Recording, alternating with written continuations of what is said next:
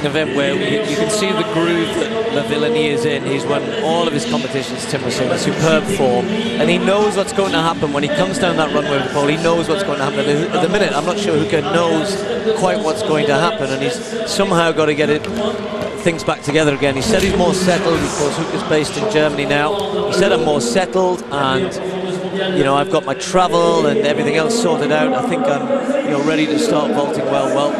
It didn't happen here tonight for Hooker, and it's a big shock. It's a shame as well for the organisers. So look back on this relay on the first leg, and Pognon, who was meant to be handing over, I just think there's something wrong with him because he slows right down. Lemaitre has gone off his mark, but because the incoming runner is running so slow, there's no way he's going to get there. And so Lemaitre is gone, and the baton not passed on, which of course has, you know, everybody knows is the point of this event. And it doesn't matter how many times you practice it, all of a sudden you get into a competition like this. This is the point of tonight, to give them the chance to have a pretty stiff, competitive outing. And certainly from the Great Britain squad, they'll be pretty pleased with that. I'm not sure what the British squad will look like in it when we get to Barcelona. All sorts of talk about who will come in and who won't come in. Craig Pickering, perhaps one of those who hasn't been running particularly well, whose place might be suspect. In the background there you can see the French squad, and Pognon, their lead-off man, really struggling to get to Lemaitre. Maybe the youngster went off too quickly. Certainly, as you said, Steve, Pognon was struggling. It didn't show any signs of an injury, a hamstring pull or anything, but the way that Pickering caught him up, that he was caught up there by Lowell Balogun rather, was just ridiculous in that first 100. Dear oh dear, how frustrating for the guys who don't even get their hands on the baton. So only 3 teams finish. Great Britain 38.70, winning by 500ths of a second from Italy, and Poland 39.14 in third place. Women's long jump. This was earlier in the competition. Savine, who might have, well, have not necessarily started as one of the favourites here, given that lots of the others have been performing so well. Twice world triple jump champion, of course.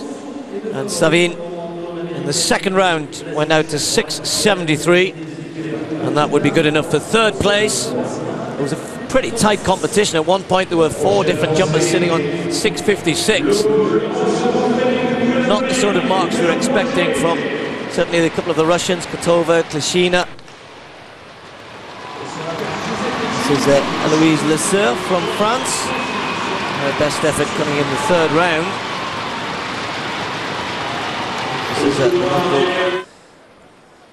This is home interest. And I said how tight it was. There was literally 4 or 5 centimeters covering positions 4th all the way down to 8th. And 8th was where Leseur finished. Well, back to this vault contest, which is in its very early stages, already minus the Olympic and World Champion Steve Hooker. The bar at 5 meters 60. Igor Balna and La Villani clear, as well as Shabinsky of Poland. He cleared his second attempt. Clavier here. He's had 1 failure. He sits alongside what now 6 other men who have had 1 failure. 2 men have had 2 failures. Amongst them Gibilisco, who of course lifted the world title in this arena back in 2003, the Italian. He even struggled at 5.40 to Gibilisco, went over that at the second attempt. The French with such a strong tradition in the pole vault. It's Clavier. Well, only 4th in those French championships. A couple of weeks ago, he's reserve actually for the French team in Barcelona. Good performance here tonight, would do his cause no harm at all. No, gives that one quite a clatter, and looked like he was struggling for the height, frankly. He is a 5.70 vaulter this year. Indeed, Clavier was 7th at the Beijing Olympic Games just a couple of seasons ago, was in wonderful shape. He's a 5.75 vaulter at his best, but clearly this 2010 summer he's going quite the same way. Here comes the 3rd man to have recorded 2 failures at 5.60. Well, the lineup for the men's 3,000 metre steeplechase, 18 athletes out there. 2 of them, of course, are pacemakers, and they want it to be a quick one. Nobody has broken 8 minutes yet this year in the world. Indeed, it's a fairly select club anyway, the sub 8 minute club. But that's the target, and it is a very, very strong field. Of course, totally dominated by those East Africans, the Kenyans in particular. The Olympic champion, Brillman Kipruto. He's also the world champion from Osaka the year before Beijing. Still only 24 years old, Kipruto. Look out too for Ezekiel Kemboi. He took over the mantle of world champion last summer from Kipruto. And Mustafa Mohammed, well, the 31-year-old Swede, former Somali, born in Mogadishu. He's actually trained with Great Britain's Mo Farah, and himself a former Somali in the last couple of years. But coming back for an operation to his right knee in December last year. Amongst the top Europeans nonetheless. It's not an event this which on the European stage is going through a vintage period, it has to be said. Perhaps the best of the French here, and it's a great shame that the top 2 French are absent from this race. They're amongst the fastest in the world is the Olympic champion Kissy and Bob Tari, the world number 2 this year. Well, Menil continuing in the same vein as we've seen for many of the vaulters over on the far side. This is second failure at 5:60. We'll go through this lineup, and it's all the K's together. Kemboi, Koech, Kiplagat, Kipruto, Matalon. Well, Matalon leads the Diamond League rankings, and he's also the Kenyan champion from about 3 weeks back, the 26-year-old. World Championship silver medalist last year, has a good championship temperament as well. Taleb of Morocco is an 8:07 man at his best, ran 8:17 in Heusden last weekend. But anyone who's not in sub 8:10 shape, likely to struggle here tonight from pretty early on. We're looking for 2:39 for the first kilometre. That's sub 8 minute tempo, of course, for 3,000 metres. And you put a few barriers in the way, and it really does test your strength.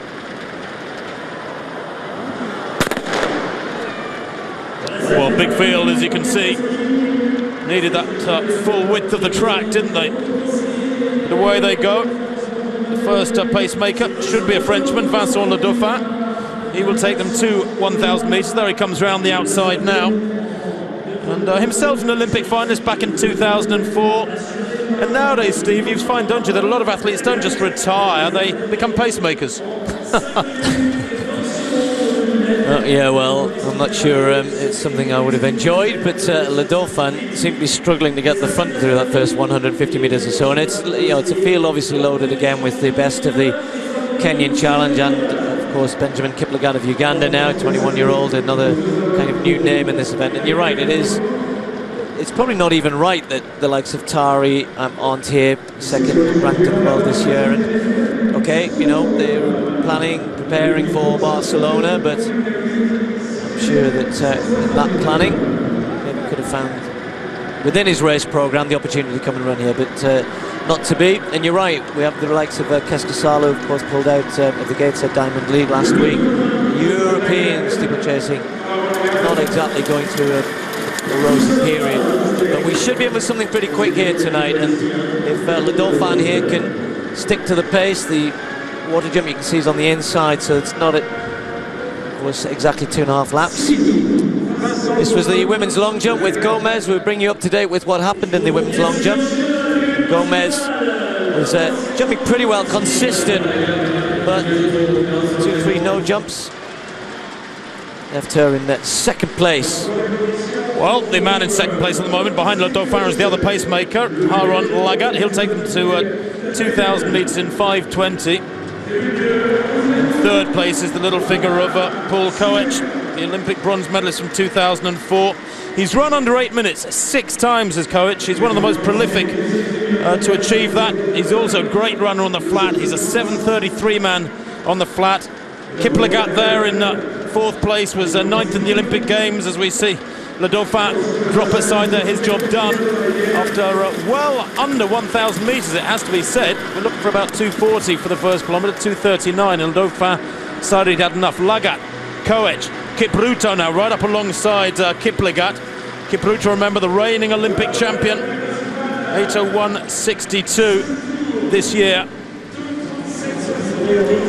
Well, I can bring you up to date with the result in the women's discus earlier on. This is Sandra Perkovic, a 20-year-old European junior champion last year. 60.44 actually began her competition. She would improve in the 5th round to 63.62. That had her for a while sitting in 2nd place, but then Grasu, on the very final throw of her competition, went out to 63.78. The 38-year-old, by stark contrast to the youngster we saw a moment ago, finding her season's best just at the right time, so stealing 2nd place there. There's no doubt about the winner, Yarelis Barrios, multiple medalist at the major championships, and it was her first round throw, 65.53, which was good enough on the day in what was in the end a fairly disappointing competition. Barrios has been performing the best in all of the Diamond Leagues and has continued that form here in Paris with another win. Well, back to this steeplechase, 4 laps to go, and it's very quick indeed. 2:37.7 for that first kilometre. Quite a lot too fast, I have to say. That's pretty much on world record schedule. And yet, look, 6 men up there at the moment. The field has been absolutely spread-eagled by this very, very rapid pace. Oh, and who was that there? Had a real stumble badly at that barrier going into the back straight. Was it Kiplagat, Benjamin Kiplagat of Uganda, an Olympic finalist back in Beijing. He was 9th there, 11th in the World Championships last year. 2nd pacemaker Lagat drops out there with 3.5 laps done.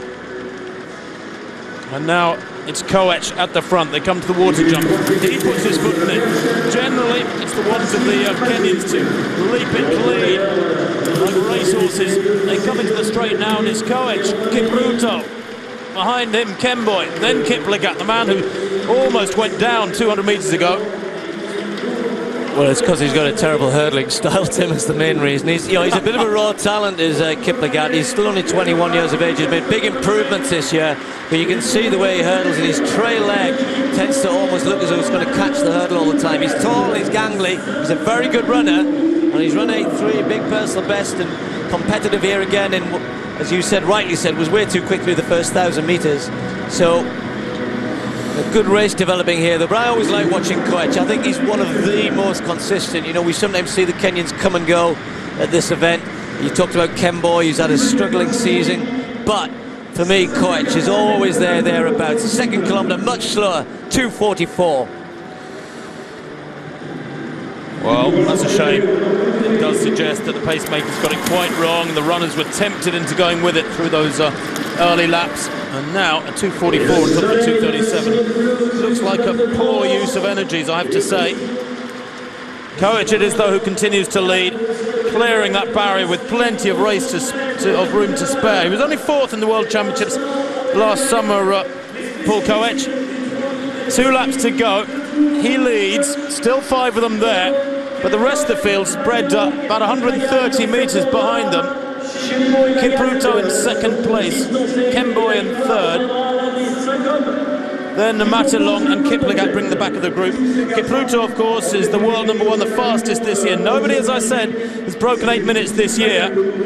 2:44 saw them reach 2,000 metres in 5:21. So there's an outside chance of a sub-8 minute clocking here tonight. Jos Herman's on the inside there, roaring his boys on.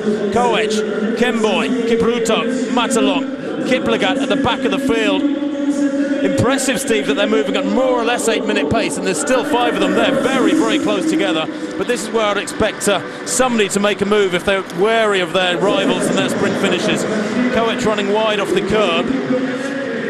And Koech always tends to do this. I'm not always sure why. I think he does have a good finish, but he always feels that he needs to stretch it out. He knows how good the likes of Kemboy and Kipruto can be. They've all got good finishes, to be honest, and they should always be aware of Kiplagat as well. He's got good 1,500 metre pace, the tall figure in 4th.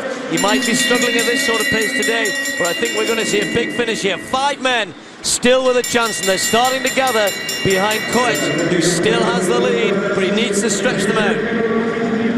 300 metres to run. Koech from Kemboy. Kipruto looking very, very bouncy there in the blue and yellow, moving up in second place on the outside. Kemboy too positioning himself for an attack. They have eased off a little bit this last couple of laps. I don't think we're going to see a sub-8 minute performance. It was about 8:02 at the bell, and that's a significant acceleration from Kipruto there. Look at that lovely free ranging lanky runner, isn't he? But a really good turn of speed. Almost stumbles there, but there's so much bounce and energy in those legs. Comes off the final bend, and surely he could have broken 8 minutes here tonight. He's not going to do it. It's going to be somewhere outside it, but he's absolutely full of running. It's all about winning. It's all about getting one over on your rivals, not about quick times. It's not a bad time nonetheless. Look at it, just outside 8 minutes. It's a world best for this year. Koech second there behind Kipruto.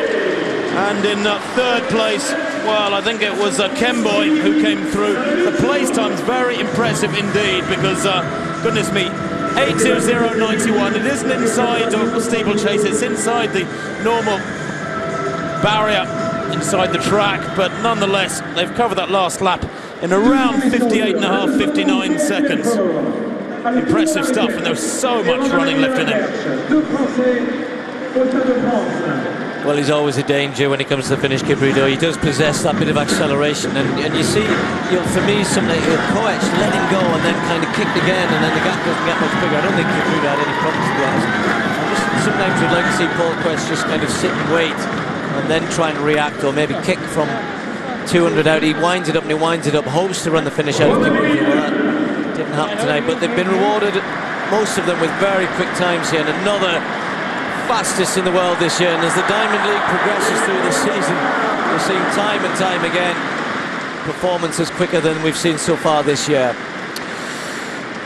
Well, here you see Vlasic has lost her dominance.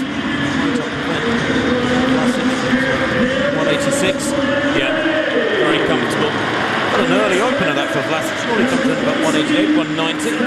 But the Croatian, reigning world champion both indoors and out, has a real fight in her hands here tonight in this discipline. Shante Lowe of the USA is the world number 1 at 2:05, a new American record from a month or so back. That's a very, very easy jump from Vlasic. She's a massive figure, 193 tall, that's 6'4". She's done that off 5 strides, I should think, frankly. It's a sighting jump, if you like.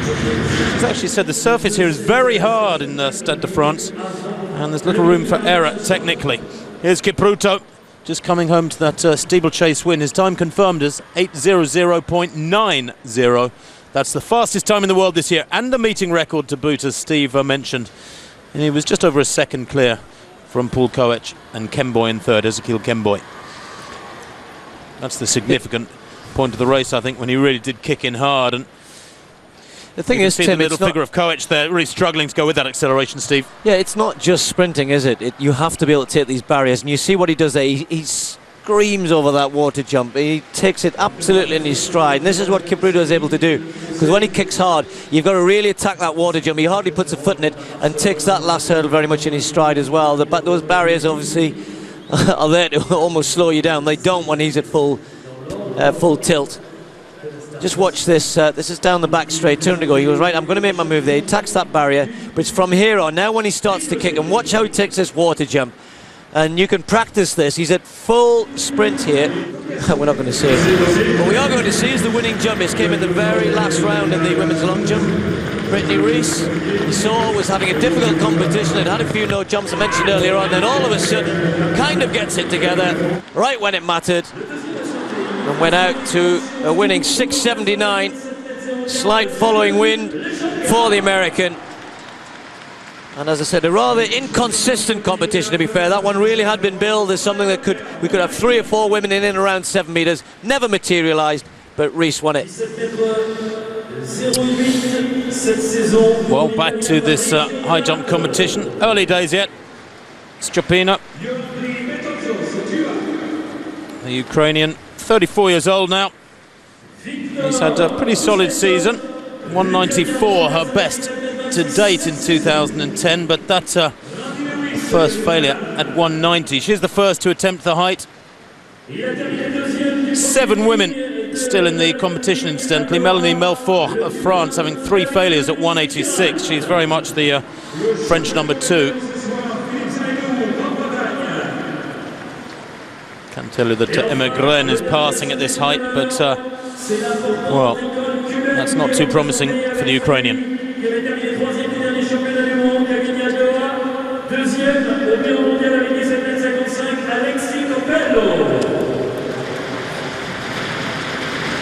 Over on the far side, men's pole vault.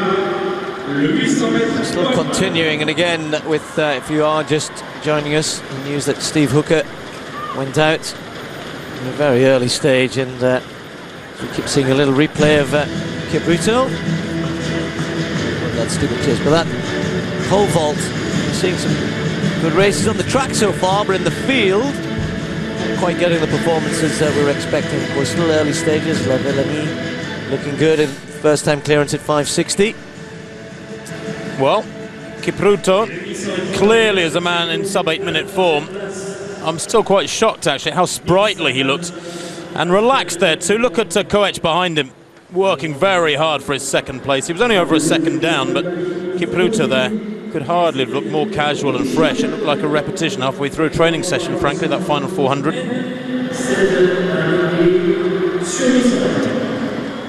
Well, Gordieva then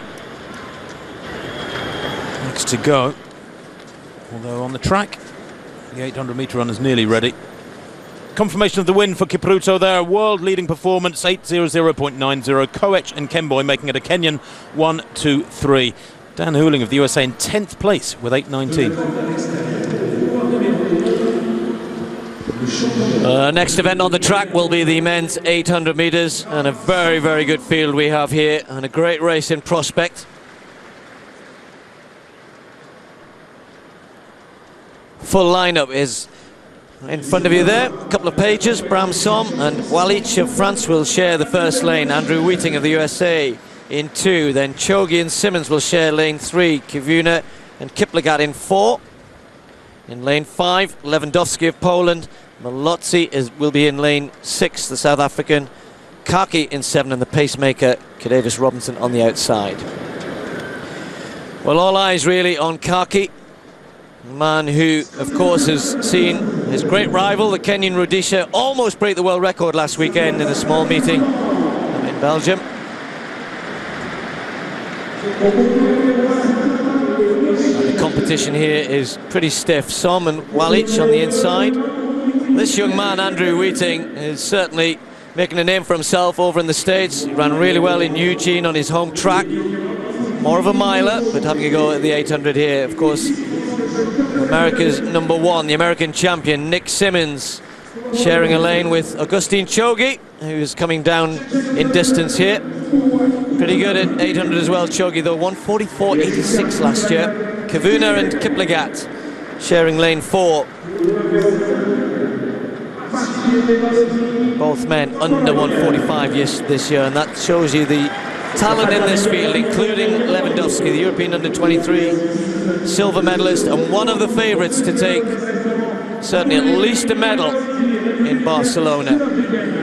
Now Malotzi, a world champion who's been running very well indeed, particularly in the Diamond League events. Was second in Lausanne, but won New York, also won in Madrid. But you suspect that Kaki is the one they'll all be trying to get in front of, and that's going to be difficult. He says he wants a very fast pace. Now the organisers have said they've asked Kedavis Robinson here to go through in about 50. And Kaki said, I've asked for 48-49, which is super fast.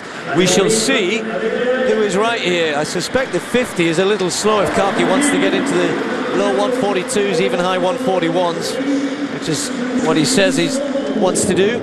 That amazing race Kaki had with Rudisha in Oslo a few weeks back. The men's 800.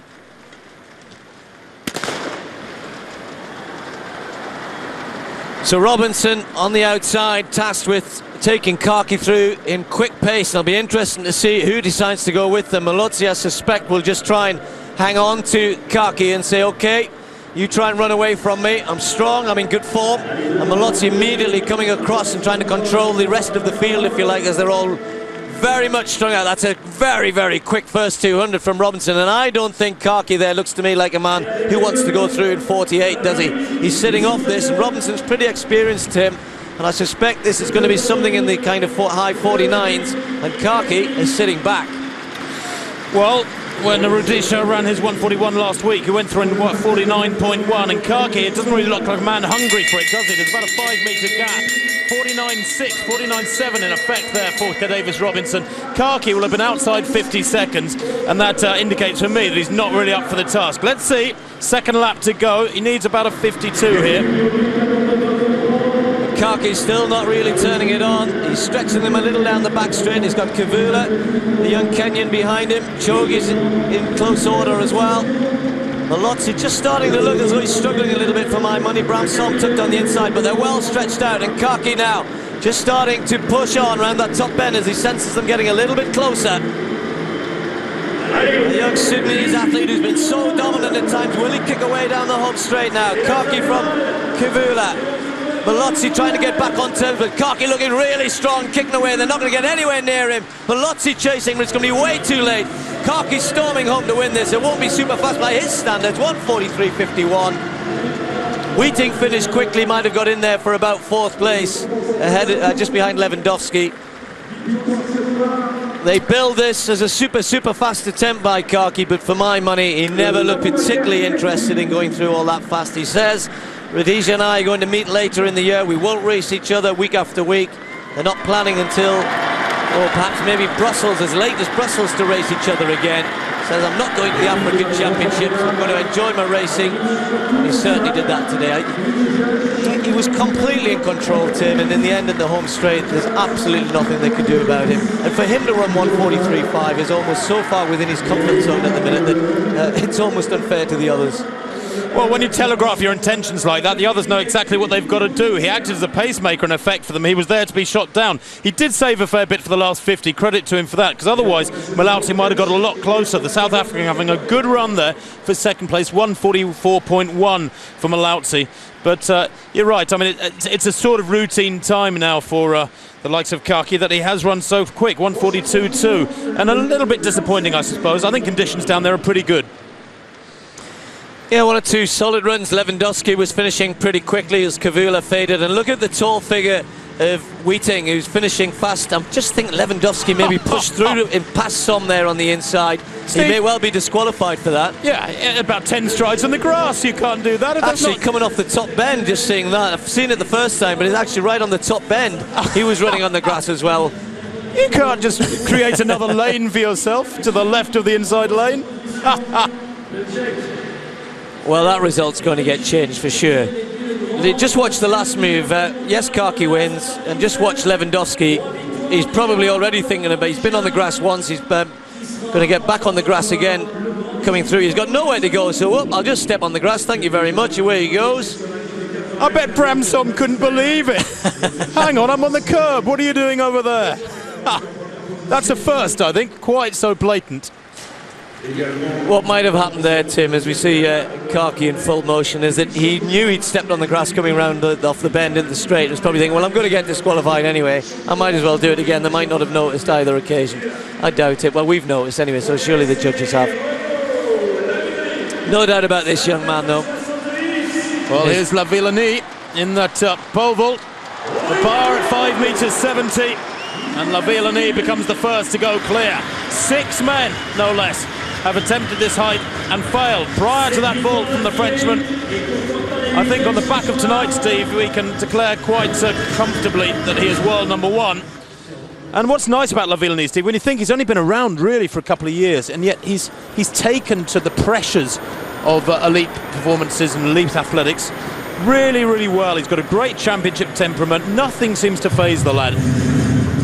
No, you're right, he conducts himself very well, and of course with a young man, a French pole vaulter called Monsieur Galfion, who's not sitting too far away from you and I, and I'm sure enjoying the continued dominance of French pole vaulters. And La Villani, well, he won't shed too many tears about Hookah's misfortune here today.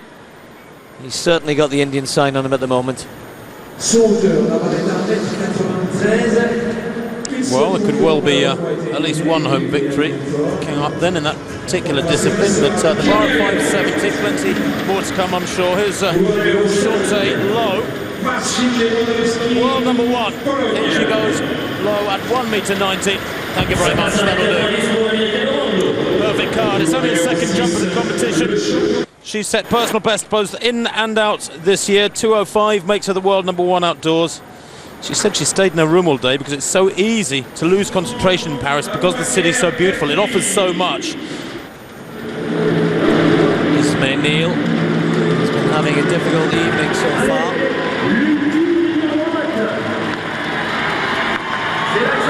Again, he's really struggling, Mayneel.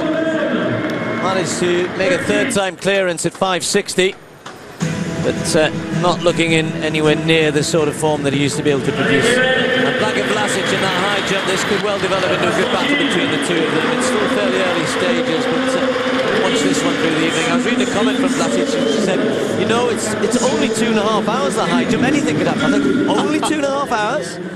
It can develop into an enthralling competition, which obviously we had with Vlasic and Friedrich for the last year or two. Well, she's got somebody else to contend with now. Well, it's one of the highlights of the summer, isn't it? I think that's a high jump clash that we can enjoy for a few more Diamond League meetings. Over to the far side of the track for the women's 5,000 metres. 18 starters, quite a big field, and of course again dominated by the Kenyans and the Ethiopians. Melkamu very much amongst the favourites, hasn't raced since Ostrava back in late May. Melkamu, where she won the 10,000 metres. This, we think, just her third track race of the season. Jessica Augusto, one of the top Europeans there. Wonderful form so far this year, the 28-year-old Portuguese. Rene Kalma, well, she's not in great form. 15th in Lausanne over 3,000 metres last week. There's a man who's in pretty good form, coming back from that Achilles injury which kept him out of the sport. He didn't do any training for some 3 weeks, then put in a couple of weeks work before the Gateshead 100 metres last week, where of course Gateshead, it was Lausanne in fact. But tonight we do have a great clash. Bolt against Asafa Powell. That one coming up in about an hour's time, as these ladies await to be brought under starters' orders. A very, very strong field, this, I can tell you. Ejigu of Ethiopia is the Diamond League leader.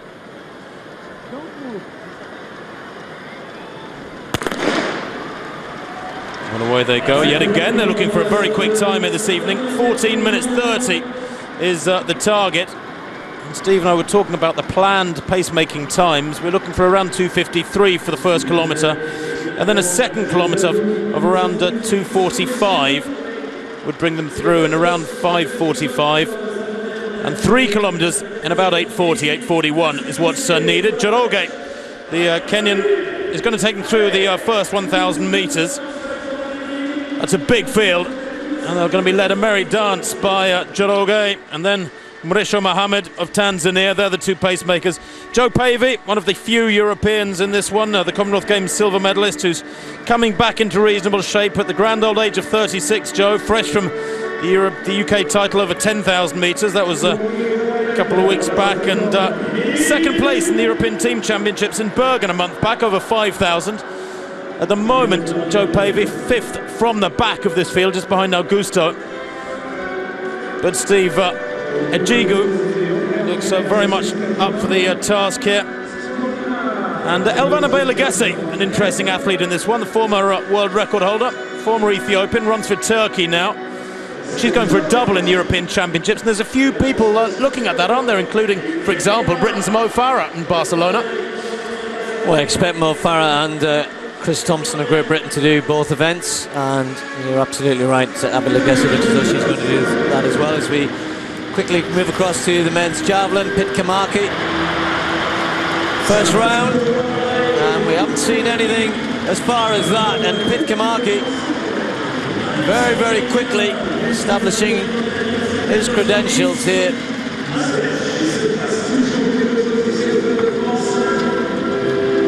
The lead so far, 80 metres and 14. Brekala from Finland. And I was talking about conditions. I was just trying to check down there while I was talking about the wind at the moment. It's kind of gusting around there, but I think it's going to help the javelin throwers this evening. That's 83.33 for Pit Kamaki, into the lead in the first round.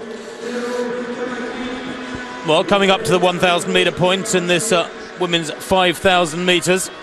Of course, the javelin throwers just have to be patient. They must get used to it. And Torkelsen will be the last to go. We'll see him in just a second, I'm sure. He will take the advantage of the gap as these 5,000 metre runners are still fairly tightly packed. Here he is, Torkelsen, with his first throw of the competition. 83.33 to beat. That's well over 85. And again, Andreas Torkelsen shows why he is still the world's #1. He's been pretty dominant all through 2010. And with his first throw here this evening, looks as though that may well be set to continue. He is one of the ambassadors of the Diamond League, and to be fair, out of the ambassadors they chose, apart from Usain Bolt, who of course himself was injured for a little while, he almost was the only one competing for 2-3 meets.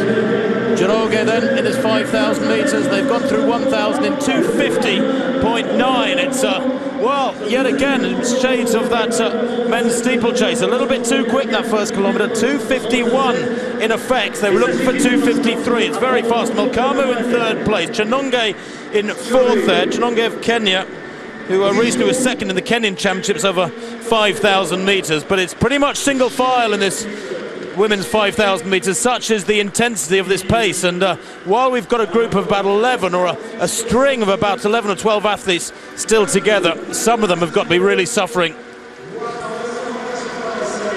9 laps to go. And it's almost 2 separate races now, with about 10 or 11 athletes in that lead group, as you can see, with Joroge still at the front. Well, we can have a look back at the women's shot put, and it was billed certainly as a competition between the two big favourites, Valerie Vili and Ostapchuk, and that's the way it turned out. Third place, Karenko Miknevic. In the very first round, she went out to 1947. But it was always going to be about these two. Kate said last week it was Ostapchuk who came out on top, and once again Valerie Vili, despite opening up with a 2010 in the second, early on in the competition, second round, all she could do was improve in the 5th round, just 3 centimetres, 2013, and that was never going to be enough to get on terms with Ostapchuk, who's starting to find a rich vein of form. Indeed, herself in the second round went out at 20.78, getting very close to that 21 metre mark. A new meeting record for Ostapchuk, the Belarusian. At the moment, anyway, certainly having, or appearing to have, Vili tucked in her back pocket, as it were, as we come back to this 5,000. Just when you were talking, Tim, I was kind of on about the race splitting up here, and I think there's been a kind of lack of depth almost at the women's 5,000 this year. We haven't seen lots and lots of competitions under 15 minutes. We're going all over the place. Philip Sado with triple jump. Tim. Well, yes, Philip Sado here, the European #1 when it comes down to competitive stakes and consistency. Though in the first round, without Teddy Tamgo, the Frenchman who leads the world rankings this year, but just lacks that consistency. Remember, Tamgo only 3rd in the European Team Championships. We'll come back to you with the mark for Dowu there, because we've left it rather quickly. And here we have Mauricio now. Melkamu in second place there, with Chenonge in third place. Melkamu actually ran up alongside Mauricio when Mauricio was in second place, and Joroge was leading, as if to say, come on, move up, accelerate, let's go a bit quicker here. And it's obviously had the right effect. So Mauricio is actually drawing clear. Don't forget that in this race we've got the world champion from last summer, the Kenyan Vivian Cheruiyot. We've got the silver medalist Sylvia Kibet, both of them Kenyans, remember, and the bronze medalist from those world championships in this field as well. It's a very, very strong lineup. Several acts yet to unfold in this 5,000. Well, this is Alexis Capello. I'll just bring you up to date. We are moving around very quickly here. In the triple jump, Philip Sado 17.20 in the first round, second place, behind Girault, who leads with 17.33. But what can Alexis Capello do, the Cuban? Very, almost lazy looking on the runway. That's not going to trouble the leaders. Again, a man who, at his best, could certainly win this competition today, but let's go back to this 5,000. And it's interesting, isn't it, that you were saying, Tim, about the big names in that pack, and almost as though they're looking at each other and waiting for one of them to break out, Kibet or Cheruiyot or Melkamu, not so far though. Well, that first kilometre was so fast. The second kilometre had to be slower. It was about 2:50, 2:56 that second kilometre after a 2:50. Brought them round to 2 kilometres in 5:46. And at a 73 there, that's a slowing as well in this field. But there's still a surprisingly big pack considering it's been quick. Chariot leads, is in second place at the moment, the world champion from last summer. Vasilevskis on the javelin, and it's way down over 75. That's what he threw in the first round. No improvement there, and we are jumping around a little bit here, just to a say bit. the least. Brisho then leading from Chariot, Melkamu in third, Ejigu there in fourth place. Very much a Kenya against Ethiopia dust-up, with back in sixth place the diminutive figure of Abe Legesse, the former Ethiopian, now 27 years old. She's the one, remember, who said she's going for the double. Abe Legesse, in the colours of Turkey. She will be competing in Barcelona in a couple of weeks' time. But she hasn't broken 15 minutes this year, and there's a slowing here, no doubt about it. Mauricio, despite being at the front as a pacemaker, has slowed this down, and that there's a real grouping here now. We're too deep off the curb. Certainly it looks like Augusto's having no trouble with this pace. Just looking for Joe Pavey. She's in the second pack, about 50 metres down. Well, 3-1 for that kilometre, Tim, and it's really not good pacemaking. They were asked to run sort of 69-second laps, and the penultimate one to the one where she dropped out was a 73, and that one was, she speeded up a little bit to try and get to a 72, but well, 93 in the high jump, and we're really not into the business end of this high jump yet, Tim. I'm sure they're going to go much, much higher than this, and no surprise that Howard is clear there. But she's got that 5,000, I'm sure we'll be back with it in a second, but as it continues, it's a first time clearance all the way so far for Howard Lowe. As I said, they'll go much, much higher. But I was saying this about this the 5,000 so far this year. We've had a couple of good races, but I don't think anyone's really dominating. Therefore, I just sense a bit of a slight lack of confidence amongst one or two of them. And Chariot, I think, has been the best so far this year, and Melkamu maybe not quite the best.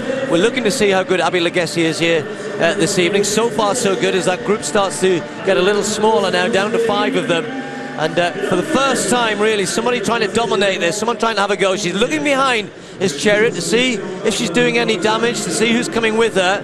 And you really, when you go at the front, I think you either put your foot down and go for it, or keep out of the way. And at the minute, Chariot, she's certainly stretched them out and picked them up after that disappointing third kilometre there. So let's see if she can bring them back to something more reasonable. Well, the time at 3 kilometres, 8:48.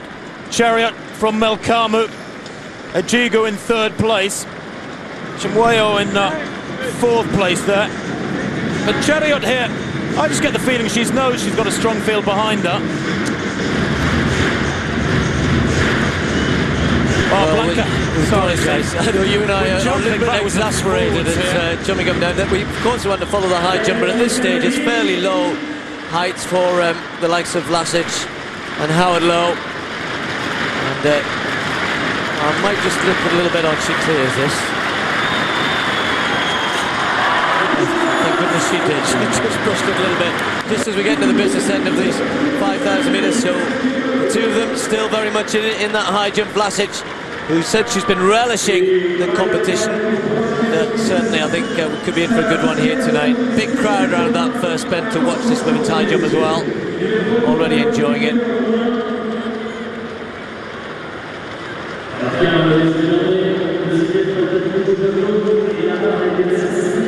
Well, she gave it a little scrape there, didn't she, by her standards? Not the best of efforts, that one from Vlasic. 196 though, first time, and still a clean card. Back to this 5,000 metres. We're almost up to the 4,000 metre point. There it is, 2:54 for that kilometre. She hasn't really turned it anymore, has the leader. Abe Legesse struggling there, back in 5th place a little bit, but the leader still Chariot. Remember, she won that world title with a 58-second last lap. I think she believes she's got the beating of Melkamu and Ejigu here, the two Ethiopians behind her. And I'm just wondering what Melkamu's thinking is here, because she's a strength runner, Melkamu. I'd have expected her perhaps to have pushed on through this last couple of kilometres and tried to take the sting out of the legs of the Kenyan. 2 laps to go, a 69 lap there. She's lovely, rangy, lanky-looking athlete is Chariot. Very free running, plenty of swinging of the arms there, but when she turns on her speed and that ponytail flapping, she can beat just about anybody. It takes the likes of Dibaba to get the better of her, and that's when she's in the very best of form. She hasn't really yet cranked it up. Still 5 of them there. You can just see Abela Gesse in the background begin to struggle a little bit. 600 metres to run. I think Abela Gesse, Tim, she's just actually picking up. You know, you're absolutely right. She was struggling a lap ago, and then she sensed that Chinonga is not going to go with these 4. She's fighting really hard, and the advantage that the others have is just their race fitness, if you like. And Abela Gesse is running well here tonight, but I don't think she's going to figure. She's already looking behind, realising that these 3, Ejigu, Melkamu and Chariot, are moving much better than she is as they approach the bell here. But we're up for a real burn-up here on this last lap. 3 of them closely bunched. Abela Gesse struggling to go with them. Who's going to get out on top here? Chariot there to be shot at. Chariot from Melkamu, from Ejigu. Abela Gesse desperately hoping one of them will drop back. She has a little glance over her shoulder there. Abela Gesse in 4th place. I don't think she's going to have the acceleration to go with this, because this is where you'd expect Chariot to be challenged. She's devastating down the home straight. She's leaving an awful lot of space there on the inside. Melkamu could come through on the inside, but this is a good run from Ejigu. Ejigu it is, in 2nd place now. It's just eased past Melkamu, who, remember, is more of a 10,000 metre specialist. But Chariot just beginning to wind it up, lengthening the stride. There's not really a clear acceleration there in terms of the cadence, but the stride is lengthened, and what a run this is from little Ejigu. 4th in the World Championships last year, the World Indoor Bronze medalist over 3,000 metres, and Chariot's got a battle on her hands here. She looks to me like she's doing just enough to stay clear though. The head bobbing from side to side, the gap growing as the line approaches, and that's a very, very solid run indeed. 14:27.43, the fastest time in the world this year. It is indeed sub 14:30, that was the target. When you think that the world record, well, it's way, way down there. The world all-time list dominated by Dibaba's 14:11. We're a long way shy of that, but it's nonetheless a very impressive run from Chariot. And when you think that she took on the burden of leading the last, 4 or 5 laps herself, with the Ethiopians breathing down her neck, all credit to her. More of her in a second. This is Torkelson. 2nd round. And this is live. He's leading the competition, 85.63 in the first round. That one not as far. The height he's getting on that javelin, much more than the rest of the competition.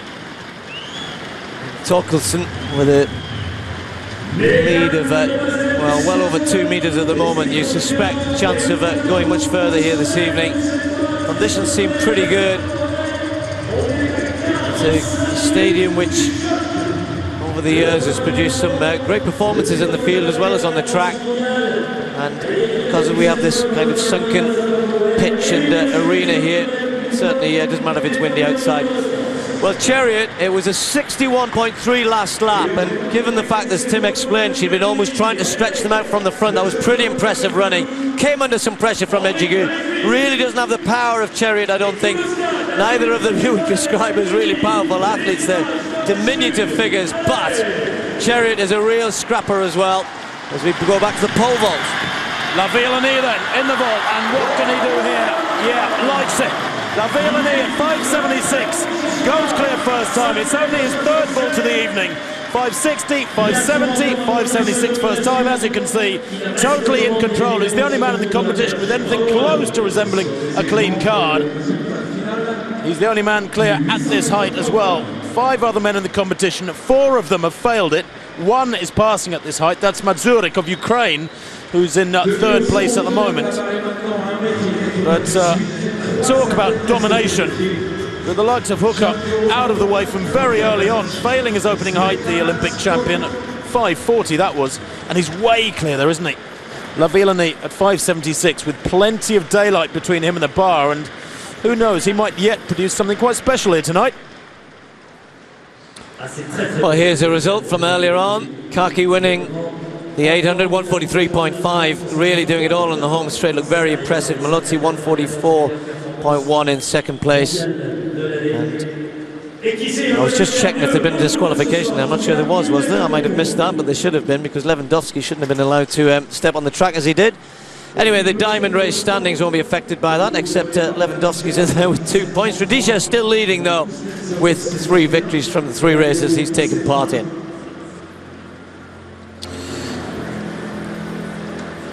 I'm going to check the result, Tim, on the computer. I'm not happy I have to say, you hope that these he's still on the result. Transgressions are spotted and dealt with according to the rules, don't you? This is Pitkamaki from a few moments earlier in the javelin. His great rival over the years, Torkelson, is performing well, but not Pitkamaki. He's struggling to find any sort of real form. 80-64 in the second round. Back to the triple jump competition, and Giralt now. Second round effort. He's already cleared 17:33 to lead the competition. And that looks pretty useful too. That 17:33 opener from Giralt was a season's best. Oh, what a shame. That looked pretty big as well. The Cuban was 4th in Beijing, and has frankly, for most of this summer, stuck to the lower league of meetings. He hasn't competed in a Diamond League meeting since Doha, which is what, some 6 weeks ago or more. Leads the competition, but only by dint of that one valid jump so far. The next to go will be Great Britain's Philip Sidow. Before that, we'll pop across to the women's high jump. The bar now at 198. Been first-time clearances all the way for Shante Howard-Lowe. The same for Blanka Vlasic, although Shante Howard-Lowe has had one more attempt all the way through, as we pop back, shall we say, to Philip Sidow now in the triple jump. Tim. Thank you, Steve. Yeah. So Phillips then, second round effort for Idowu. He opened in the Britain with 17:20. He leads the Diamond League rankings, does Phillips. 3rd in New York, the winner in Gateshead last weekend. Needs to find 13 centimetres. Great first phase. Oh no. It's a new US record over to Shante Lowe in this high jump competition. The bar now at 198, and Lowe there goes clear. Second attempt, and the first athlete to do so. She's had 2 failures at 198, and when we were expecting a real competition to develop between Vlasic and Shante Howard-Lowe here, who's just pacing around down there, not really watching Vlasic, just concentrating on herself. We were certainly expecting the two of them to go over 2 meters. It's all down to this for Vlasic. 3rd attempt then, 198. That's better. That's much, much better from the Croatian. And the crowd on this first bend, even some applause there from Shante Howard-Lowe. She must be relishing this competition, and it's good for women's high jumping that the two of them are developing this rivalry this year. But it looked just for a moment there as though Vlasic was going to come up short, but that was better. Had to reach for that though. She just, you know, when she's at her best, Tim, it's almost, it's smooth, isn't it? You know, and you can feel a kind of, there's a bit of tension there with Vlasic. Well, she's such a big character, such a tall figure, that when she does clear well, it still looks relatively effortless. And I always feel a little bit puzzled when she fails these lower heights. Anything under 2 meters for her, frankly, is pretty run-of-the-mill stuff. She shouldn't be struggling at that sort of height. I still don't feel technically she's in the groove yet this summer. She said that last year she took a long time to warm into the season and didn't really get going until mid-season, and that looks to be the case again this year to me. Into the 3rd round in the men's javelin, as that was a few minutes ago. Torkelson, don't forget, leading with 85.63. And again, not quite getting up to that distance. He's had 2 throws in the 83 zone, but he's still leading. And again, a competition which perhaps the conditions just not helping as much as we thought they might do. That wind we talking about in the 110 hurdles was just, what was it, 0.5 following? They're throwing in that direction. But he's got a comfortable lead at the moment of a couple of meters. There's Dave Oliver, still strutting. Boy, is there a little bit of extra bounce in his stride. Former American footballer, and can't you see it? I should think there'd be quite a price on his head to return to the favourite game of North America. There he goes. He did start pretty well, in fact, first to that first barrier. Just to, as we'll watch this again, Tim, just to reiterate, I'm not sure if we did, of course, it's a new American record, that, because he'd equalled it in Eugene. Dominic Arnold, who had 12.9, I'm sure you mentioned it, but I think that will be a source of great pride to him.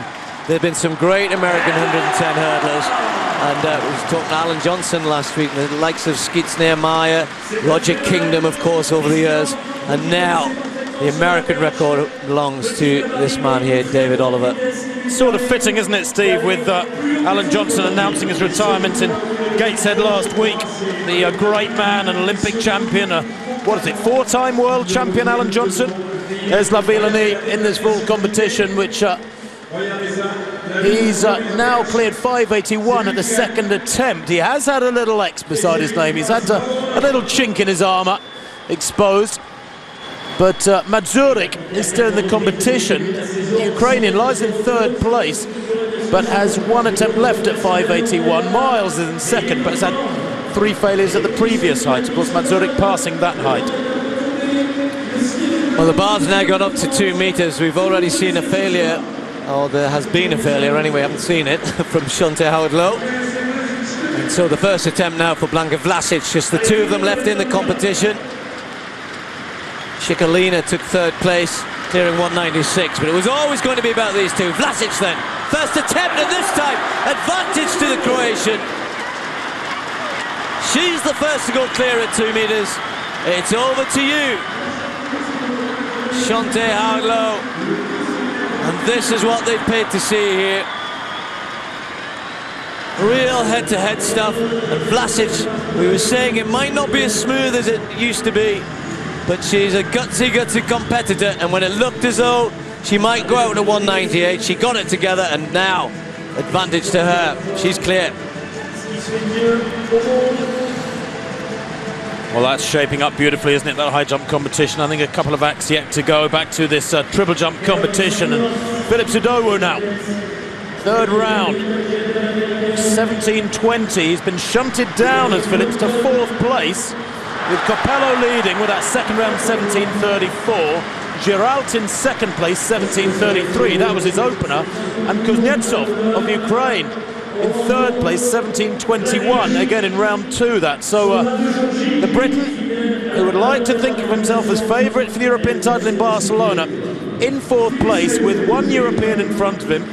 Tamgo is, of course, a non-starter here this evening, the world #1, and we understand that the Frenchman, his participation in Barcelona really is in doubt.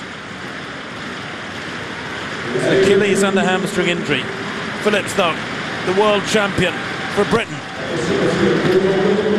No, he just cannot get his rhythm tonight. 2 rounds left, or 3 rounds left for Idowu. The women's 200 metres, there's the lineup. Alison Felix, the world #2, goes in lane 4. She said before this meeting that she would love to break 22 seconds tonight. She's trained very hard since Eugene a couple of weeks ago. She is, of course, the 3-time world champion at this discipline. Debbie Ferguson-McKenzie goes in lane 1 for the Bahamas, the Olympic bronze medalist in this event 6 years ago in Athens. She's the oldest in the race by 9 years, is Ferguson-McKenzie. Still in very good form. Bianca Knight of the USA, winner in Gateshead last week, goes in lane 2. In very good form, running 22.7 in Gateshead into a pretty strong headwind. Don't think she'll be delighted with that lane draw. Kellyanne Baptiste, she was second in Gateshead over 100 metres, the Trinidadian. Her season's best, 22.8. May see her struggle in this sort of company, and in particular up against this lady. In lane 4, it is Alison Felix.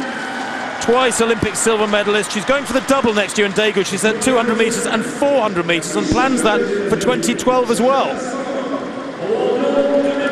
Shalonda Solomon goes in lane 5, former world junior champion, the silver medalist in the US Championship. She was only 4th in Gateshead last week at 100.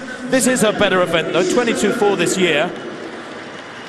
Sharon Simpson, the Olympic silver medalist, she actually shared the title over 100 metres. She was 3rd in Gateshead last week with a season's best.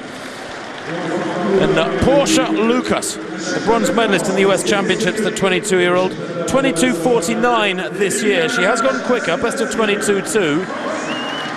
And the lineup completed with the French Lena Jacques Sebastien, French champion this year, took third place in the European Team Championship, so not to be sniffed at. 22.8 this season. But what can Allyson Felix do here? Remember, she lost in the New York meeting in a wonderful head-to-head against Veronica Campbell-Brown, the Jamaican, the double Olympic champion. The only athlete under 22 seconds this year with 21.98. And that's why Felix in lane 4 would love to get under 22 seconds here tonight and join Veronica Campbell-Brown and maybe take the world lead. Ferguson McKenzie in 1, Knight in 2, Baptiste 3, Felix 4, Solomon 5, Simpson 6, Lucas 7, Jacques Sebastien in lane 8. Away they go, great start from Felix. She's not normally the best of starters, but she got away well there. She's already well up on the athlete outside of Solomon. Felix blasting this first 100 metres around the bench, got a clear lead over the rest of them. Going quite well in lane 3, inside her is Baptiste, but this is all about Felix. Here comes Ferguson McKenzie too. She's having a strong run in the dark classes in lane 1, but look at Felix here, 3 metres clear, 4 metres clear at the line, 22.15 in 0 wind, in still air she runs 22.15. That's unlucky. It would have been she'd had a bit of wind there. She'd have been down towards the 22 flat, sub-22 territory. But nonetheless, a very, very impressive run from Allyson Felix. It's clearly her best distance at the moment, but there are many who feel that with a 48-second dead 400-metre relay leg to her name, the 400 metres is just waiting for her to arrive. And it's an event which at the moment on the world scene, frankly, Steve, is not particularly strong, the 400. And be able to take that 200 speed into 400 metres is a heck of an advantage. Well, we'll come back to Allyson Felix in a minute, talk about her, but there's been developments in the high jump because Howard Lowe cleared 2 metres at a first attempt, but then failed with the first attempt at 2 metres and 2. So now Vlasic has the opportunity to really put the pressure on the American. She's still in the lead because her first time clearance at 2 metres. Howard Lowe cleared at that height as well, but as I said, with 1 failure now. First attempt then for Vlasic at 2.2. Oh, it stays on! And again, Vlasic rises to the occasion, literally. And how pleased is she? She seems to relish this competition.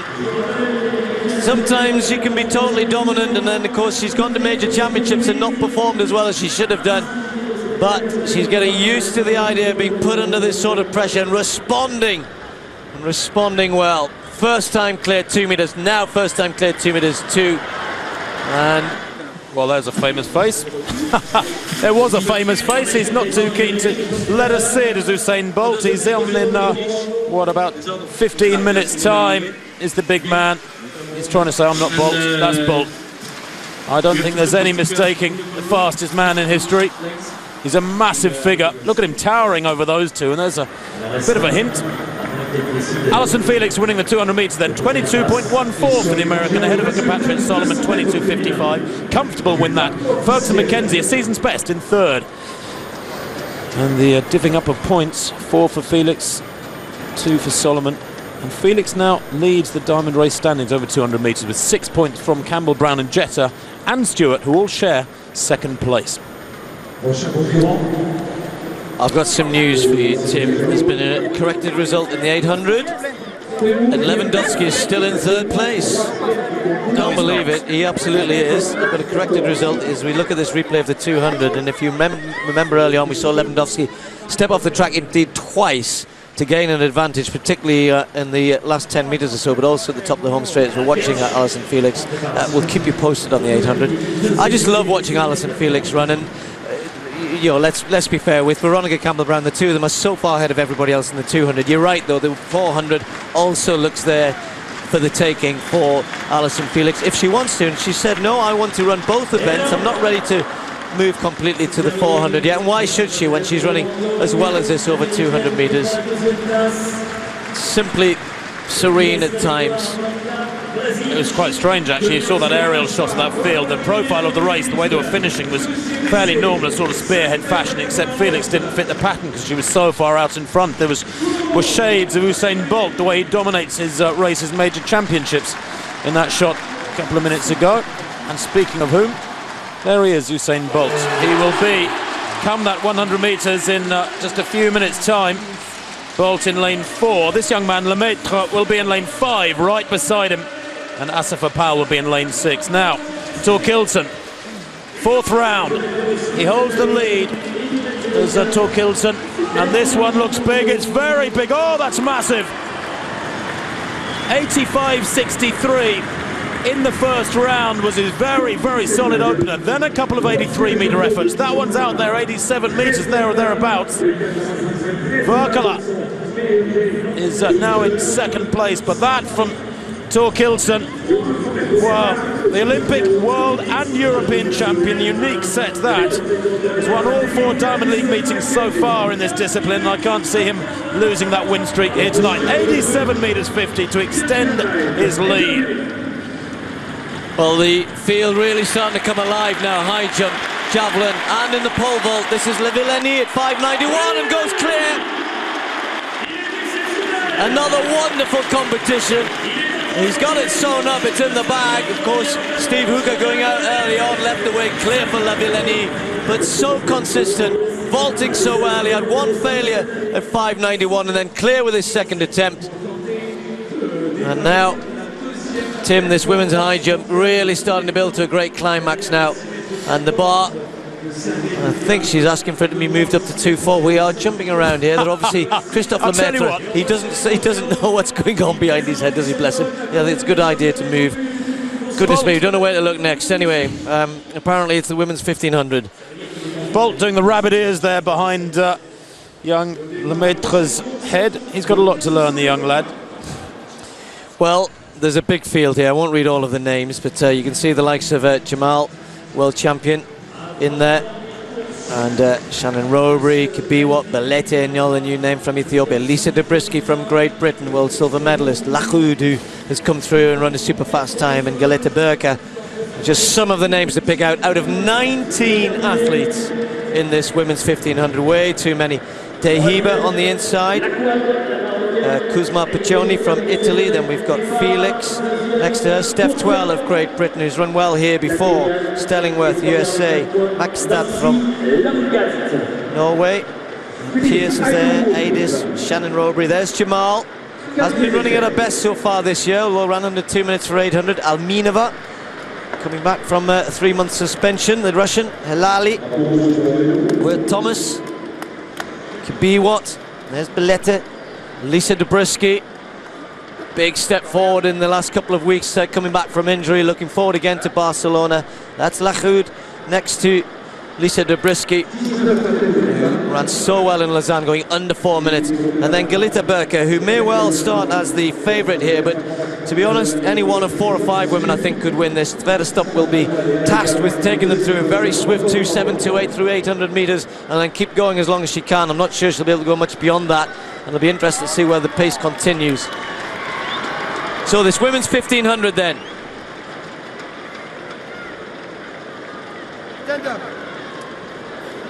Lets me pause for a bit of breath. And the colour is purple, isn't it, at the moment? It's probably about 12 of them wearing the same strip. Real test for Lisa Dobrisky here. Got down to 4-1, but now she wants to start winning her races after quite a few injury problems again. And what happened there? Now that would be technically a false start, but I think it was because of Vlasic. Wow, Vlasic very much in the driving seat in this women's high jump competition. How the positions have been reversed from 20 minutes or so ago. Shante Lowe, I can tell you, has indeed had 3 failures at 2:02. Vlasic has the competition won by a clear height, and here she goes for 2:04. 3 attempts she's got at this too.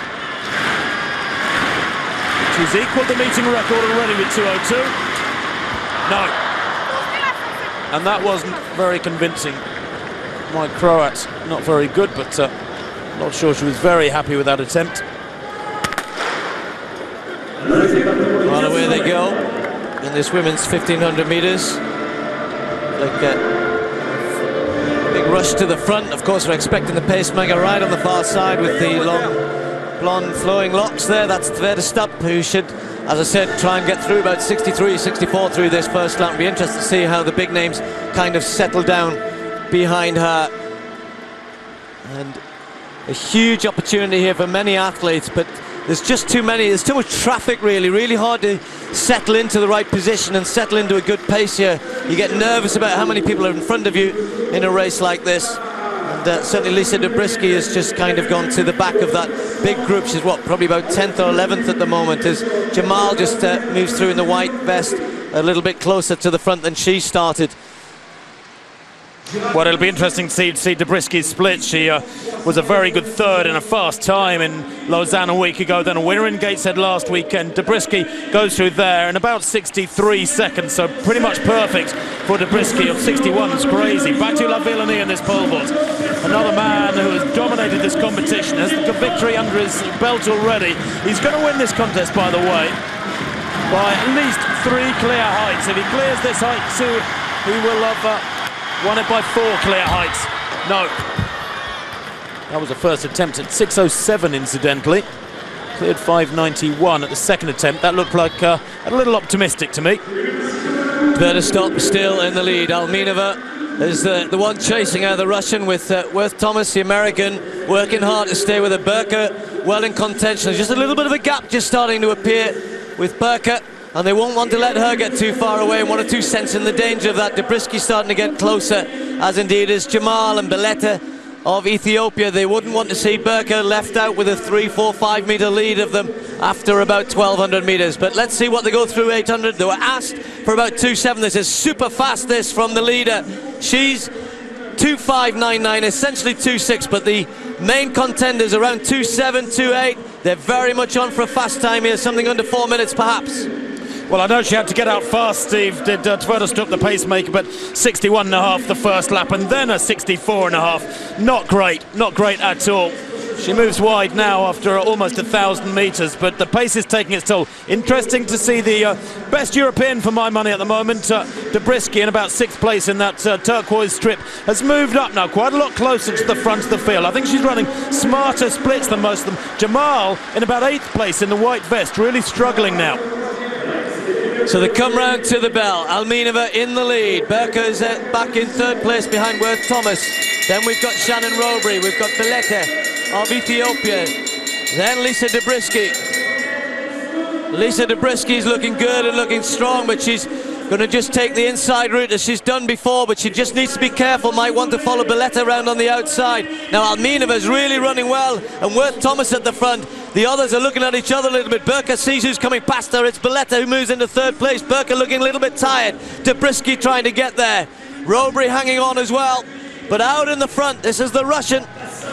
Alminova is stretching away, and I said she's just come back from a 3-month suspension. She won the Russian Championships just last week, and look at this from Alminova. Last year under 4 minutes, which was a surprise to many, and she's come bouncing back here and is absolutely destroying everybody in the last 200 metres. She's stretching away. It looks way too easy for Alminova. Worth Thomas is clear in 2nd place. Lisa Zabriskie trying to finish strongly in 3rd of Great Britain, but Alminova's going to take this. Look at the clock here. This is going to be very fast indeed. 3:57.66. The others just about on the 4-minute mark in the battle for 2nd, 3rd and 4th. Goodness me. Alminova looks hardly out of breath there.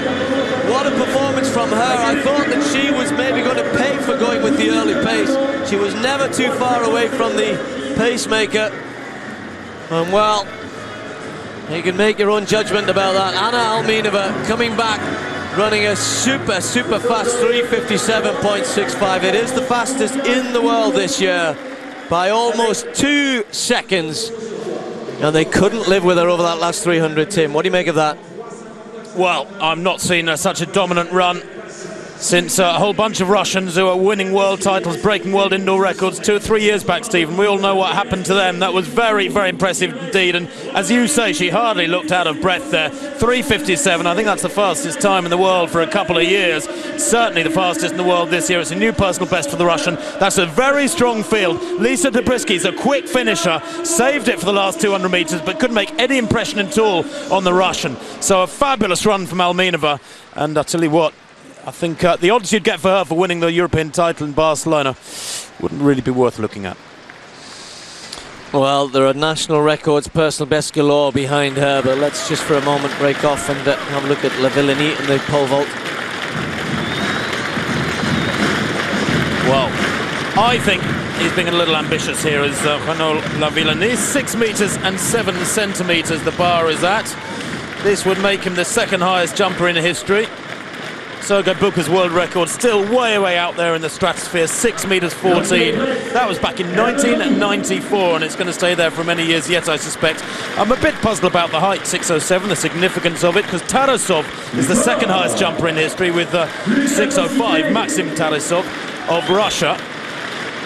This wouldn't be a personal best. I don't think will be a meeting record. No, it'll be a meeting record by many centimeters. It won't be a French record, or it would, but by many centimeters. So the height puzzles me a little bit. But hey, if you're going to get 606 to become the number 2 all time, why not put it up to 607? Vlasic in the high jump, 2 meters 4. No, not this time. That was her final attempt. Well, it's been another good evening for Vlasic. When it looked for a little while as though she might lose this one at 198, she got her act together, cleared 2 meters and 2 meters 2 at the first attempt. Howard Lowe couldn't respond, and so the win goes to Vlasic as we move back to the other side of the arena and the crowd all eyes on La Villenie.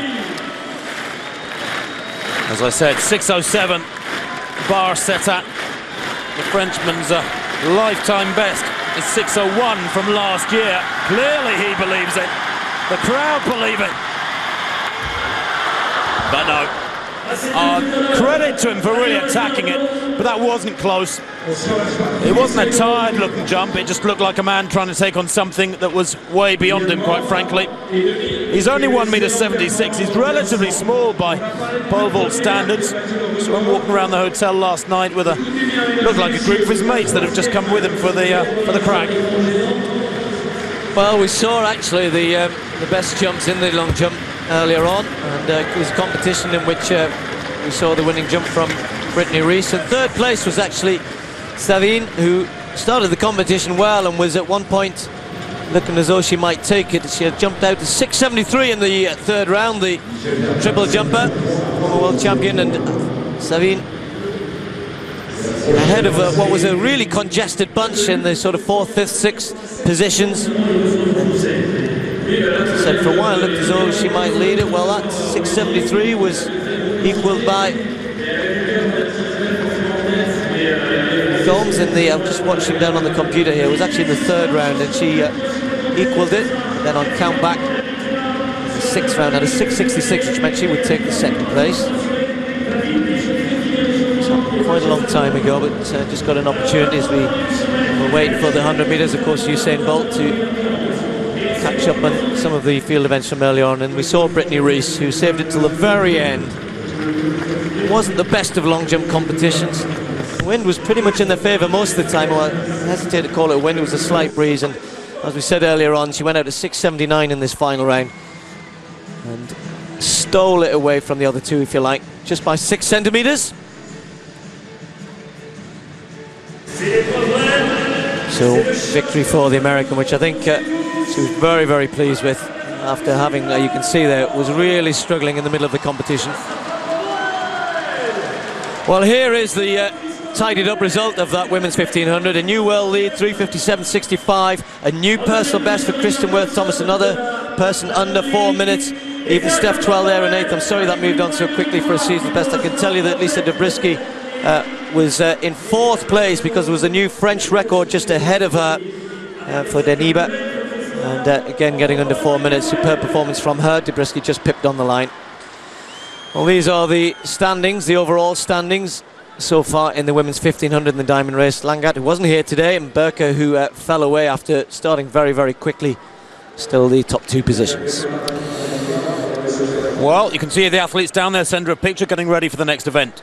The men's 100 metres, Usain Bolt, the world record holder, the Olympic champion, the world champion, goes in lane 4. Beside him, the youngster Christophe Lemaitre, just 20 years old and the first Caucasian to break the 10-second barrier last week in the French Championships. And the other side of the young Frenchman, Asafa Powell, the third fastest man in history. Powell, who's having a wonderful season. He leads the Diamond League rankings, as you can see from that diamond to the right of picture. But this, one of the great clashes of the season. Last week, Powell was beaten by Tyson Gay in Gateshead in the northeast of England, both of them well under 10 seconds. I can tell you that 7 men in this field have broken 10 seconds.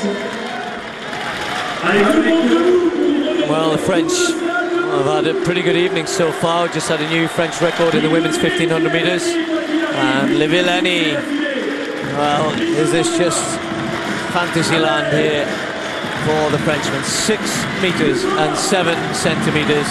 This is his third attempt. He's in the form of his life at the moment. Win after win after win. How high can he go here? Le Villani, no. Well, it was maybe asking a little too much, of course. Trying to be inspired in front of his home crowd, but he has the win. 5.91, his best clearance. Now back to this men's 100 metres. Well, Trell Kimmins goes in lane 1 for the USA. He was 4th in the World Indoor Championships, over 60 metres earlier in the summer. Good start to the 25-year-old, but only 4th in Gateshead last week over 100. He was recently 2nd in the American Championships as well, but lane 1, not a great draw. He's never broken 10 seconds. Gerandi Martina of the Dutch Antilles, the Olympic 4th placer in Beijing. 2nd in Lausanne in a personal best last week. Then Johan Blake goes in lane 3. The Jamaican is only 20 years old. 2nd in Lausanne at 100. There is Bolt. World record holder at 100 and 200 metres. Look at that vest. He's recently launched a rather natty line of clothing, as you can see. 3 gold medals in Beijing, 3 gold medals in Berlin last summer. Beside him, the darling of the French crowd. Listen to that roar in the Stade de France. In lane 5, Christophe Lemaitre. His first ever visit to this stadium kicked off about an hour ago with a DNF in the relay. There's Asafa Powell. He's lost weight, he says. He was full started and disqualified in the 2003 World Championships here, Powell, but he's a different athlete now. In lane 7, Daniel Bailey of Antigua, milking it for all he can. 4th in the World Championships last year. Not to be discounted, he's a 9.91 man at his best. Marshal Banjoc of France, he's the French number 2, 2nd in their championships to Christophe Lemaitre. He goes in lane 8, the Mediterranean Games champion of last year. And it looks like Ronald Pognon, who was due to be in lane 9, is a non-starter. He did look injured in that relay earlier on, but there is Bolt. As you can see, that's a new strip for the Jamaican, unbeaten at 100 metres for 13 successive finals up to Lausanne. Just a week or so back, unbeaten at 200 metres since Brussels 2007, can you believe? How close can Powell get to him tonight? The young Frenchman Lemaitre there, last to go down between the 2 big Jamaicans. That line-up once again from the far side. Kimmins to the right of picture in 1, Martina in 2, and the yellow is Blake. There's Bolt, he's in 4, Lemaitre in 5, Powell is in 6, Bailey in 7, Banjoc in 8. And what will Lemaitre make of this sandwich between the 2 massive Jamaicans there in white?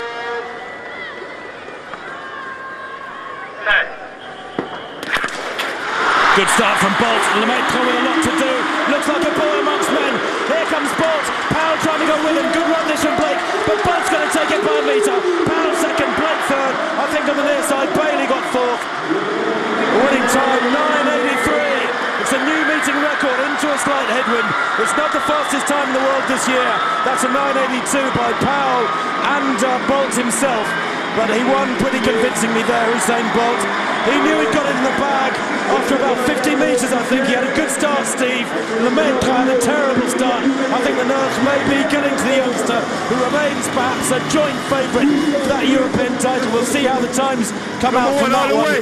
But 9.84 is confirmed there for Usain Bolt. Still a new meeting record. 1, 2, 3 for Jamaica. Bolt, Powell and Blake. Well, if you don't mind the pun, given his dispute with London at the moment, I don't think he was taxed too much there, Tim.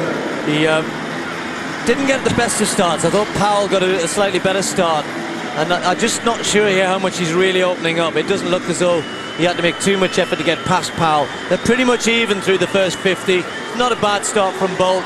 I don't think he's firing on all cylinders just at this point. He's doing enough to get past Powell, then he can sort of ease back a little bit. I don't know, maybe he was taxed a little bit more, as it were. He's the start that we've come to know from him now. You're absolutely right about Lemaitre. He looks a sort of rabbit in the headlights a little bit at the moment, but these two, we know how well Powell is running. He is running exceptionally well. Of course, lost out to Gay himself last week.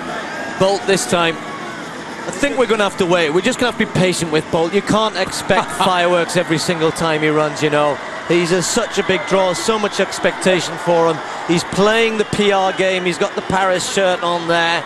He's got to do all of that because that's what people want. And sometimes it's hard to then come and perform at the highest level all of the time. He has so much expectation on his shoulders. And you know, we have to allow for the fact that, oh dear me. Well, that one will end up on YouTube somewhere. That cameraman will become famous. But you know, Tim, he can't just keep running super fast all the time. And let's not forget, this is still 9.83. I mean, that is quick by anybody's standards. But let's hand it to Powell and Bailey. You know, they're running well here and keeping them close, keeping it competitive.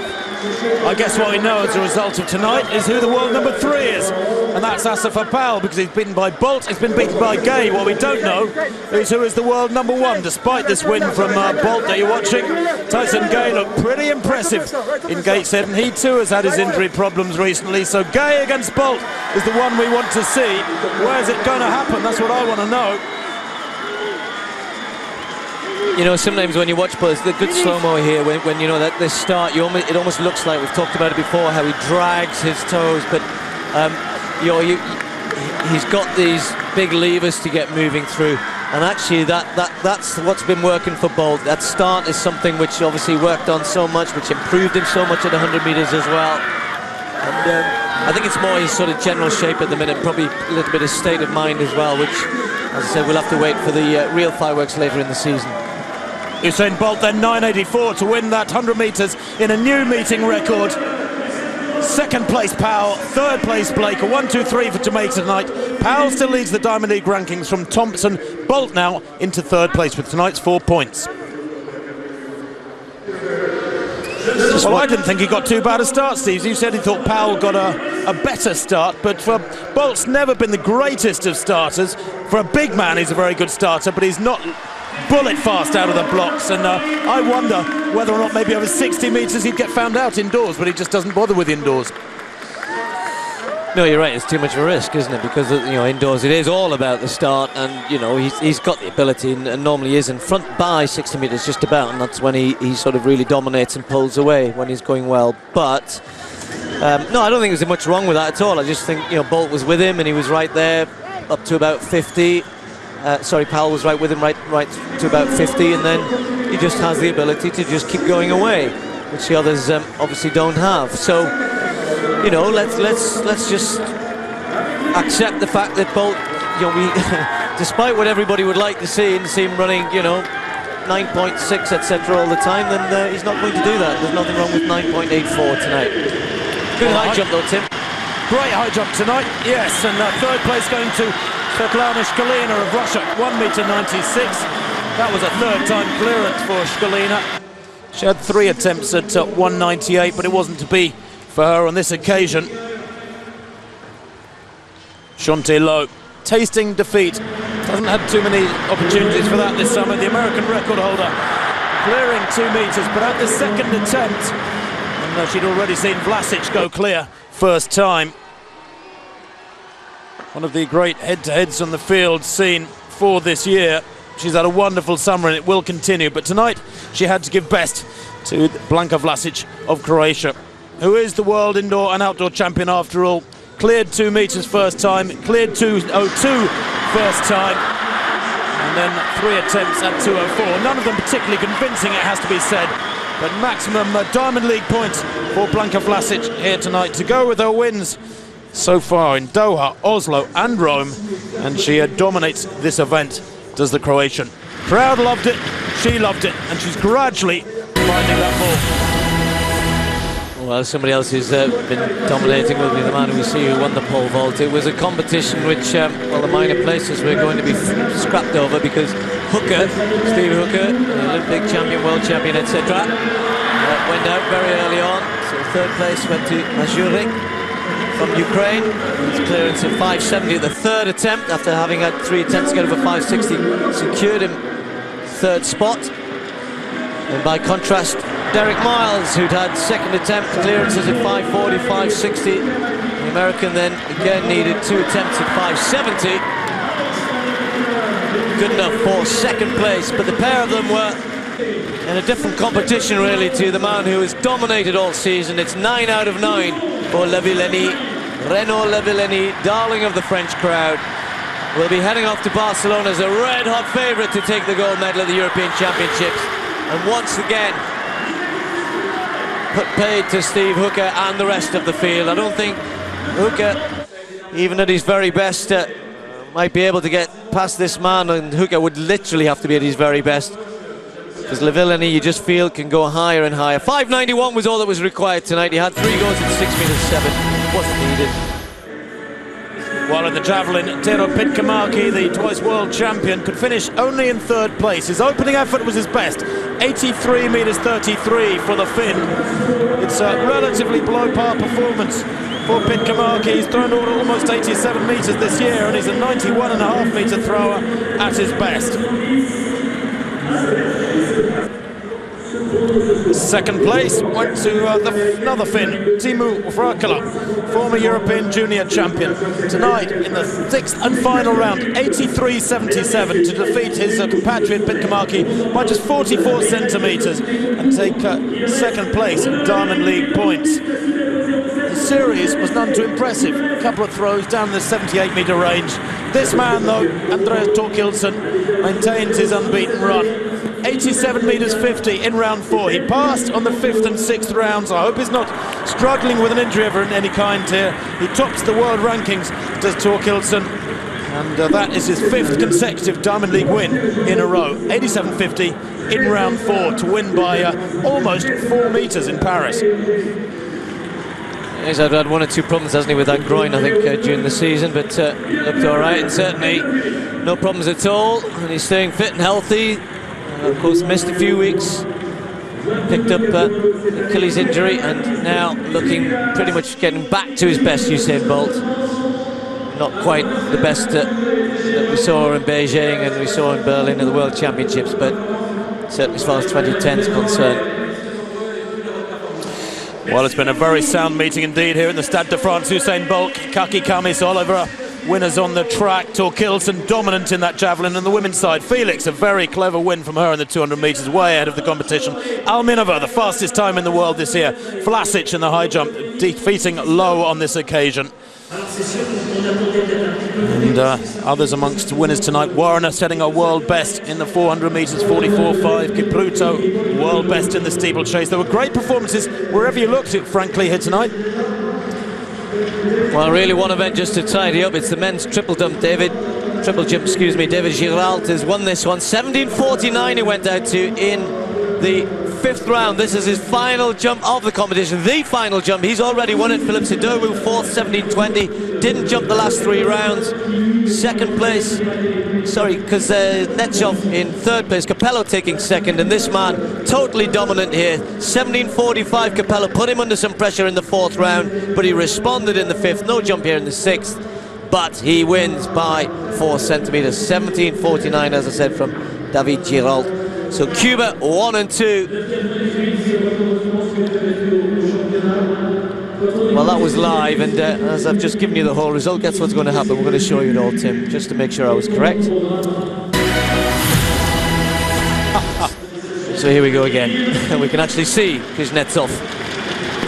He, in the 2nd round, we'd seen Philippe Sidowu jump 17.20 in the 1st, and then Kuznetsov went beyond that. He'd had a no jump in the 1st, 2nd round, just going a centimetre beyond Sidowu, which pushed him out of the top 3.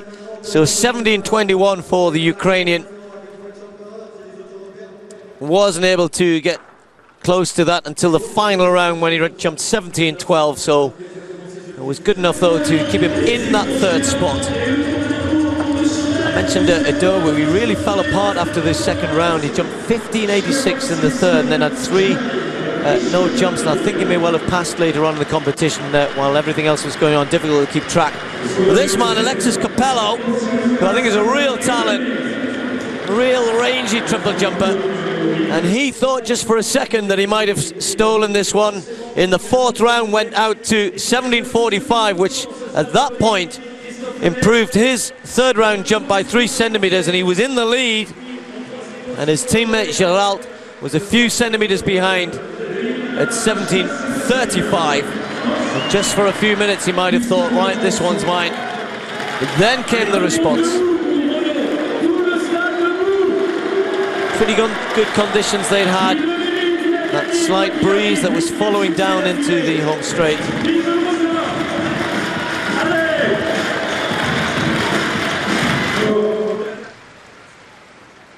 Gerald, well, we saw in the final round it wasn't needed. The fifth round, 17.49, his winning jump in the fifth.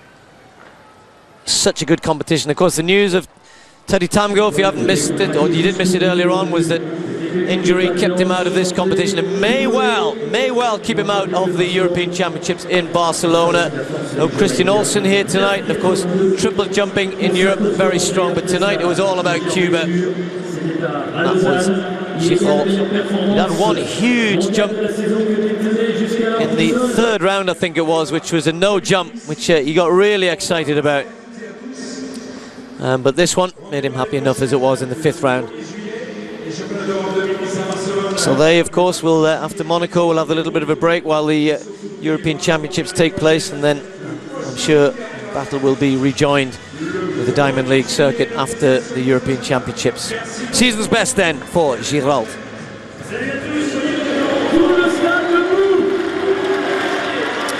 Well, what an evening it's been. The Samsung Diamond League in Paris has indeed served up a feast of our top athletics this evening. 4 world bests, all on the track.